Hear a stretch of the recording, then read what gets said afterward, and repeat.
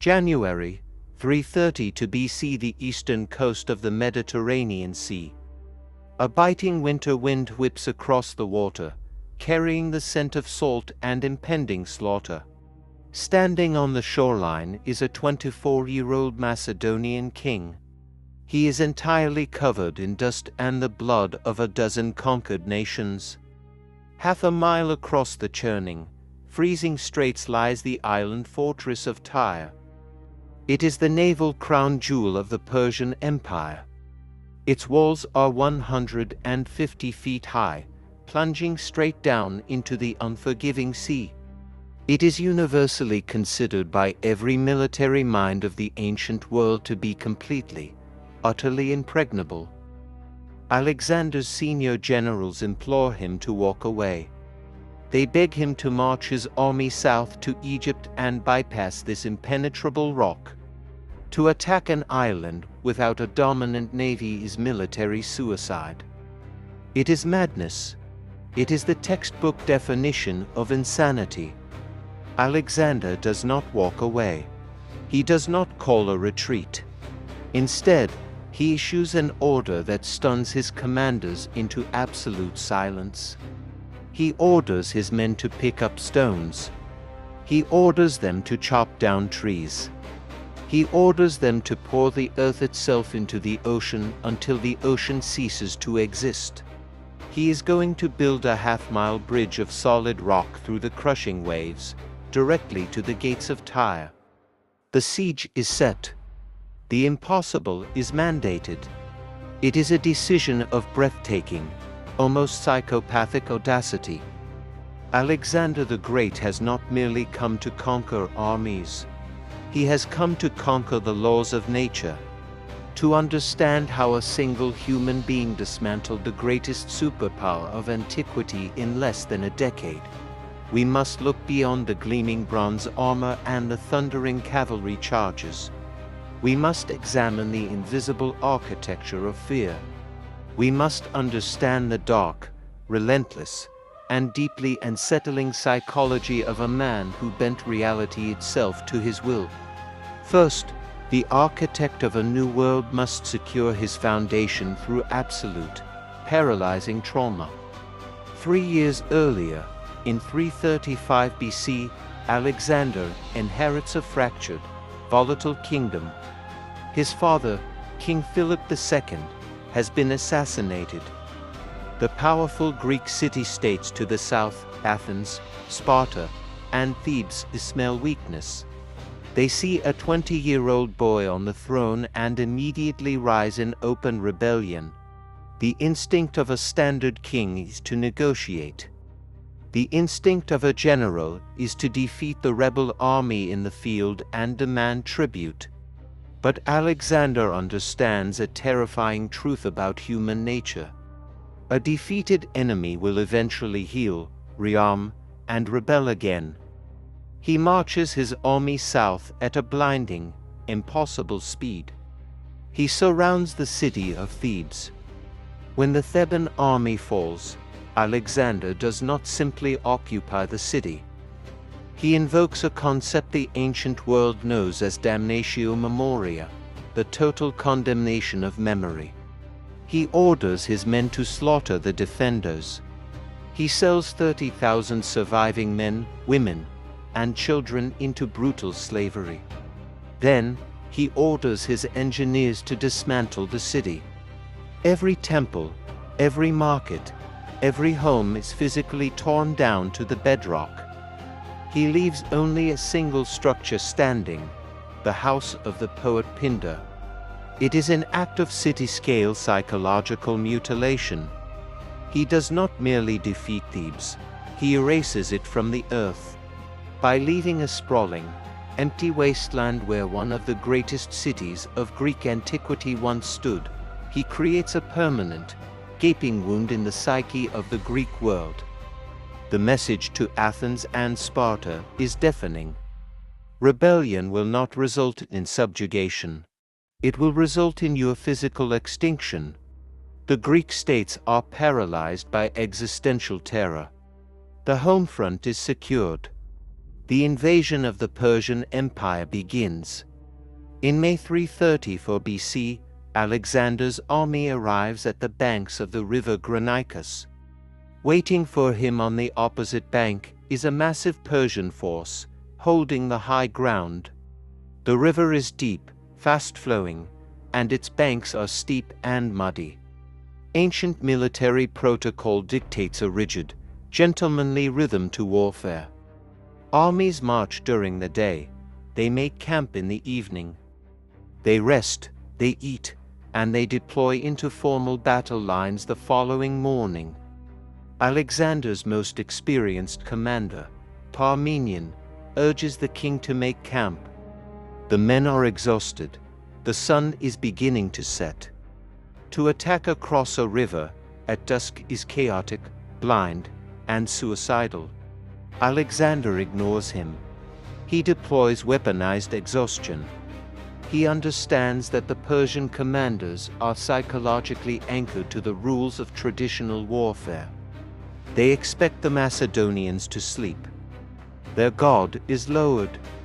Furthermore, Alexander recognizes a microscopic environmental detail.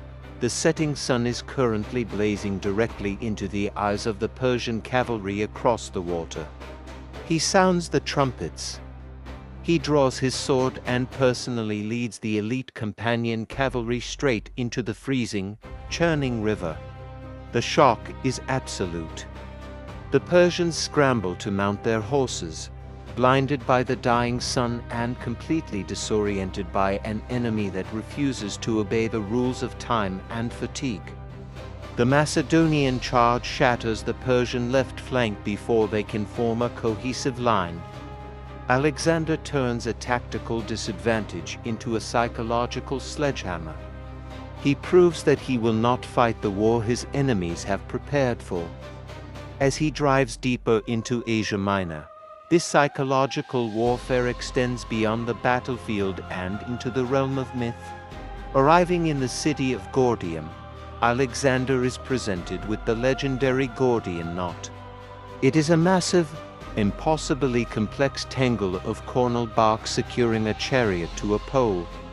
Ancient prophecy dictates that whoever can untie the knot will become the ruler of all Asia. For centuries, brilliant men have pulled, prodded, and failed to decipher the puzzle. Alexander stares at the knot. He does not pull at the bark. He does not attempt to solve the puzzle the way it was designed to be solved. He draws his sword and cleaves the knot clean in half. Historians often frame this as a moment of youthful impatience. It is the exact opposite. It is cognitive reframing on a global stage. Alexander realizes that engaging with the knot on its own terms validates the rules of the men who came before him. By destroying the puzzle with violence, he delivers a public, deeply unsettling demonstration to the watching world. He proves that he is not bound by mortal constraints, traditions, or rules. He dictates the terms of reality. This brings us back to the freezing, blood-soaked waters of the Mediterranean and the impossible siege of Tyre. For 7 agonizing months, the Macedonian army labors in the ocean. They are bombarded by Tyrian warships. They are burned by fire ships. They are picked off by archers from the walls. Yet, mile by agonizing mile, they push a massive causeway of stone and timber through the sea. When the mole finally reaches the walls, Alexander unleashes his siege engines and breaches the fortress. Thousands of Tyrians are slaughtered. Thousands more are crucified along the shoreline. The capture of Tyre is not a strategic necessity. It is the ultimate weaponization of the impossible. By spending half a year building a road through the ocean, Alexander breaks the psychological will of the entire Persian Empire. He demonstrates a horrifying relentlessness. If the sea itself cannot stop him, what hope does a wall of men have? Cities begin to surrender to him without firing a single arrow. But what is the dark, internal engine driving this relentless march? Why can a man who has conquered the known world not simply stop and rule it? This brings us to the deep, psychological core of Alexander the Great. To understand Alexander, we must diagnose the specific affliction that tortured his mind. The ancient Greeks had a word for it, pothos. It translates to an agonizing, obsessive, insatiable yearning for the unknown and the unattainable. Alexander did not conquer for wealth. He did not conquer for administrative power. He conquered because he was psychologically incapable of stopping. Pothos was a compulsion that burned within his nervous system. If there was a mountain, he had to cross it. If there was an ocean, he had to sail it. If there was a blank space on a map, it physically tormented him until he filled it with his own footsteps. He was a prisoner of his own boundless ambition, perpetually chasing a horizon that constantly receded. To satisfy this compulsion, he requires an instrument of absolute and thinking violence. He requires the Macedonian phalanx. The phalanx is not merely a military formation. It is a shared neural network. Alexander subjects his infantry to constant, rhythmic, silent drilling. 10,000 men armed with 18-foot pikes, the sarissa, are trained to move as a single, terrifying organism. Alexander strips them of their individuality. Through sheer repetition, he forces them into a trance-like state of shared consciousness. When the phalanx marches into battle, they do not scream or chant like barbarian hordes. They march in absolute, horrifying silence. The only sound is the synchronized crunch of 20,000 boots hitting the earth. To the Persian armies facing them, it does not look like a group of men. It looks like a mechanical, soulless beast of bronze and wood. The psychological terror of this silent, bristling wall of spears breaks enemy lines before the first blow is struck. But as the army marches further east, into the sprawling deserts of Egypt, the psychology of the king begins to detach from reality. In 331 BC, driven by his pothos, Alexander makes a dangerous, completely unnecessary detour deep into the Saharan desert to consult the oracle of Siwa. When he arrives at the temple, exhausted and sunburned, the aging high priest comes out to greet him in Greek. The priest means to say Opadian, I son. But his Greek is flawed. He mispronounces the word. He accidentally says Opaidios, Son of God. It is a microscopic linguistic slip, but to a mind primed by absolute victory and boundless ego, it is the spark that ignites a terrifying delusion. Alexander internalizes the mistake. He weaponizes the error against his own fragile humanity. From that day forward, he severs his psychological ties to mortal vulnerability. He genuinely begins to believe he is the living, breathing son of Zeusammon. He convinces his men that the blood of the divine flows through his veins, meaning he physically cannot be killed in battle. He is no longer a king leading an army. He is a god leading a crusade. As his delusion swells, the political climate within his inner circle turns toxic. By 327 BC, Alexander has conquered Persia. He sits on the throne of the King of Kings. But he realizes that ruling an Eastern empire requires Eastern submission. He introduces a devastating psychological trap to his fiercely independent Macedonian generals, the Persian custom of proskynesis. He demands that his commanders approach him, bow, and kiss the ground at his feet. To the Persians, this is standard royal etiquette. To a Macedonian, it is an abomination. Macedonians bow only to the gods.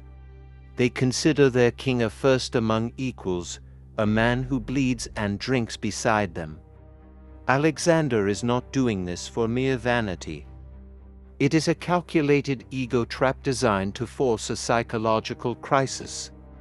He is demanding that his oldest friends formally renounce their traditional rights and publicly worship him. It is a loyalty test of absolute submission. Those who refuse, like the historian Callisthenes, are marked as enemies, tortured, and executed. Alexander systematically replaces brotherhood with subjugation. This descent into tyranny paves the way for the most chilling, psychopathic decision of his entire campaign.